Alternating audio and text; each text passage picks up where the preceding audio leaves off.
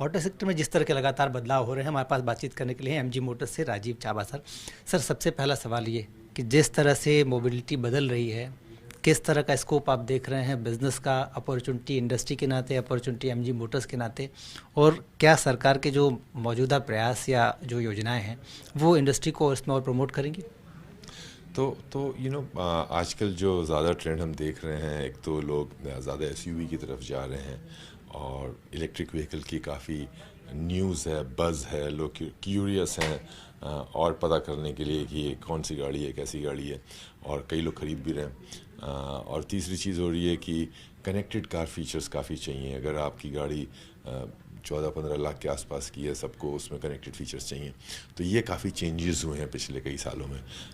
तो I am happy to से कि जो एमजी की गाड़ियां हैं वो सारी एसयूवीज़ हैं। हमने ईवी भी लॉन्च करी है, ZS EV।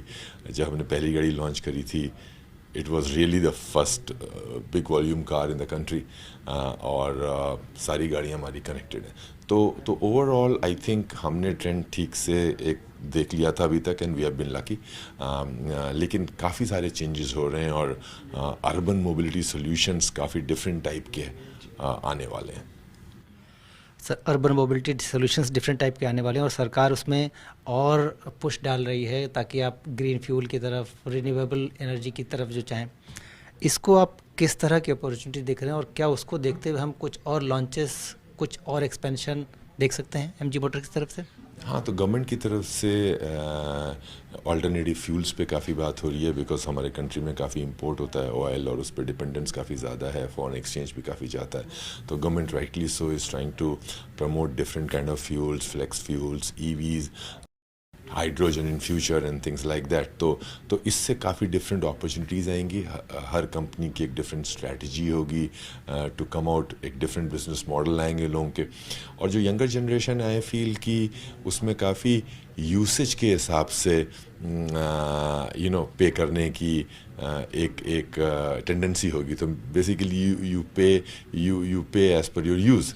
तो उस तरह की चीज़ें भी काफ़ी निकल के आएंगी। तो काफ़ी डिफरेंट टाइप के एक्साइटिंग मॉडल्स निकल के आएंगे। हर कंपनी की अपनी डिफरेंट स्ट्रैटेजी होगी।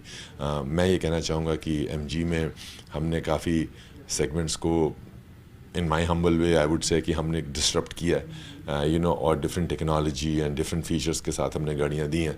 तो और ईवी भी लॉन्च करिए, एक और हम ईवी की बात कर रहे हैं लॉन्च करने की अगले साल। तो हम इस टेक्नोलॉजी इनोवेशन में, डिसरप्शन में काफ़ी कंट्रीब्यूट करेंगे।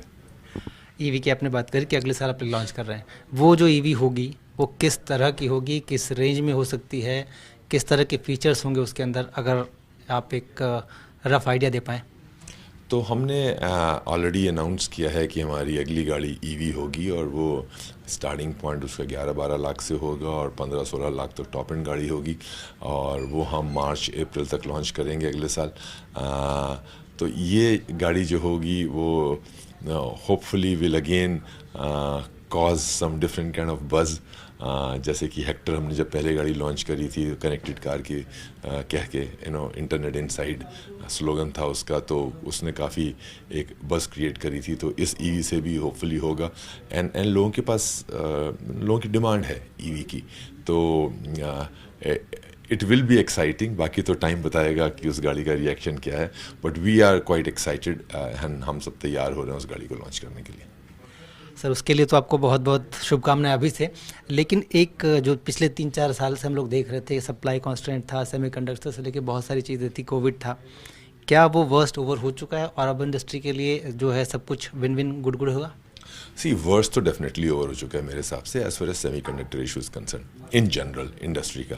हमारे साथ थोड़ी सिचुएशन अभी भी बहुत अच्छी नहीं है। बाकी इंडस्ट्री ने आई थिंक हमसे बेटर किया है, और हमारी गाड़ियों में चिप्स भी थोड़े ज़्यादा लगते हैं, तो हमने थोड़ा ज़्यादा सफ़र किया है और अभी भी प्रॉब्लम्स चल रही हैं हम लोगों को। लेकिन every month is an improvement. तो अगले 3-4 महीने के अंदर होपफुली काफ़ी और इम्प्रूवमेंट सेमीकंडक्टर के इशू पे हो जाएगा। बाकी जो अनसर्टेनिटीज़ की बात है, किसने सोचा था कोविड का या सेमीकंडक्टर शॉर्टेज का या फ्रेट जो डिसरप्ट हो गया था इतना सारा। गुड न्यूज़ इज़ ये सारे इश्यूज लग रहा है बिहाइंड है, बट जो बाकी इश्यूज और अनसर्टेनिटी आती जा रही है, ये और के इश्यूज आ रहे हैं, लोग सप्लाई चेन्स को वेपनाइज कर रहे हैं, लोग बोल रहे हैं कि अपना अपना रखो, और तो उससे क्या अनसर्टेनिटी आगे आएगी, वी डोंट नो। तो उस चीज़ को अब हम इनबिल्ट कर रहे हैं हर जगह कि कैसे कैसे अपनी सप्लाई चेन्स को इंडिपेंडेंट बनाएं, अगर कहीं एक जगह प्रॉब्लम है तो फिर डाइवर्सिफाई करके दूसरी जगह से कैसे करें, ऑल्टरनेट कैसे करें। तो ये सारे चैलेंजेस पूरी इंडस्ट्री के ऊपर आ रहे हैं, I think everybody is working towards that. Sir, India को कहते हैं कि त्योहारों का देश है और अगले कुछ दिनों में त्योहारों का एक पूरी सीरीज शुरू हो जाएगी जो कि नेक्स्ट ईयर तक चलती ही रहेगी। इसको किस तरह की अपॉर्चुनिटी की तरह देख रहे हैं आप, और इसमें क्या हम कस्टमर्स के लिए भी कुछ विशेष अरेंजमेंट एमजी मोटर्स की तरफ से देख सकते हैं? तो एक्चुअली इंडस्ट्री के पॉइंट ऑफ व्यू से तो त्यौहार शुरू हो चुका है, क्योंकि ऑलरेडी डिमांड काफ़ी अच्छी है, बुकिंग्स लोगों के पास काफ़ी अच्छी हैं और सप्लाई के ही इश्यूज़ हैं। तो त्यौहार तो मेरे हिसाब से इंडस्ट्री के लिए शुरू हो चुका है और आई एम श्योर सब लोग ट्राई कर रहे हैं कि अपनी सप्लाईज़ को थोड़ा और इम्प्रूव करें। हमारे यहाँ से भी इम्प्रूवमेंट होगी, 20-25% इम्प्रूवमेंट हमारी भी होगी। आई विश हम ज़्यादा कर सकते, लेकिन वो चैलेंजिंग लग रहा है। तो ये जो फेस्टिवल सीज़न आप बोल रहे हो और जो ये ईयर है in general, I think will be very good for the auto industry. Anything for customer के लिए ये आयरॉनिकल है, मैं बोल रहा हूँ कि एक्चुअली सप्लाई टाइम से मिल जाए, तो that is the biggest incentive at this point of time. बाकी हर कंपनी में अपने डिफरेंट चैलेंजेस होते हैं, कुछ वेरिएंट्स हैं, कुछ कलर्स हैं, कुछ पर्टिकुलर मॉडल्स हैं जो थोड़े डिफ़िकल्ट टू मूव हैं, उसमें आई थिंक लोग स्कीम देंगे। फॉर्चुनेटली और अनफॉर्चुनेटली हमारी चारों गाड़ियाँ इस टाइम पे वेट लिस्ट पे हैं, तो कोई इंसेंटिव स्कीम तो नहीं निकल पाएगी, लेकिन हम पुश करेंगे सप्लाई को। एक आखिरी सवाल है जो कि एक्सपर्ट के नाते आपसे पूछूंगा। ये फ्लेक्स इंजन, अभी सर ने भी कहा कि 28 तारीख को कोई गाड़ी लॉन्च करने वाले हैं। फ्लेक्स इंजन का कॉन्सेप्ट बस ये जानना है, मतलब एक एक्सपर्ट के नाते। तो बेसिकली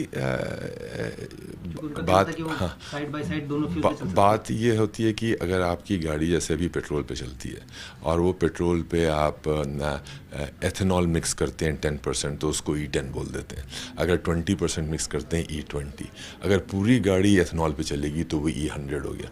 फ्लेक्सफुल फ्यूल ये है कि आपकी गाड़ी पेट्रोल पे भी चल सकती है, एथेनॉल फुल 100% एथेनॉल पे भी चल सकती है और मिक्स पे भी चल सकती है, मतलब पूरी फुल पेट्रोल पे, फुल एथेनॉल पे और बीच में कोई किसी कॉम्बिनेशन पे भी। तो ऐसा इंजन हो जो कि फ्लेक्सिबल हो इन टर्म्स ऑफ कोई भी आप फ्यूल ले लो, और जो फ्यूल की एंड कस्टमर यूज़ करते हैं डिपेंडिंग ऑन कि फ्यूल का प्राइस क्या चल रहा है, एथेनॉल का आज प्राइस क्या चल रहा है, पेट्रोल का प्राइस क्या चल रहा है, उसके बेसिस पे दे कैन सी कि हमें कौन सा फ्यूल डलवाना है गाड़ी में।